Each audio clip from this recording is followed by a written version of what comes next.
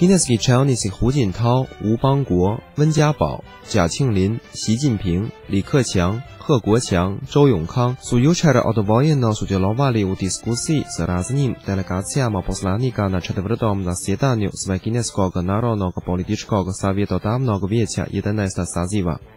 Kineski predsjednik Hu Jintao je sudjelovao u diskusiji s delegacijom poslanika sa Tibeta.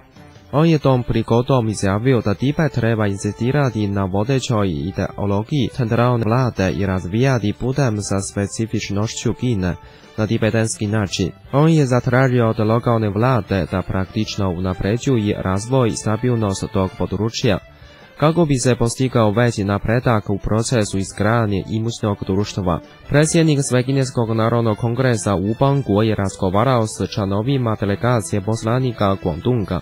On je rekao da se nada da će pokrajina Guangdong i dalje ostvariti novi način razvoja, te u duhu znanstvenog razvoja ubrzati promjenu načina privrednog razvoja. Premijer Wen Jiabao je sudjelovao na sastanku delegacije poslanika Gansu. Prema njegovim riječima, pitanje vode predstavlja najveći problem koji ograničava razvoj te pokrajine. On je naveo da treba spojiti štednu vodu s raspodjelom i korištenjem vode, te ubrzati sprovođenje i proširivanje nove tehnike u štednji vode.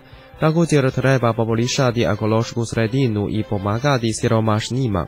Ostali čelnici su također sudjelovali u razgovorima s delegacijama drugih pokrajina poslanika.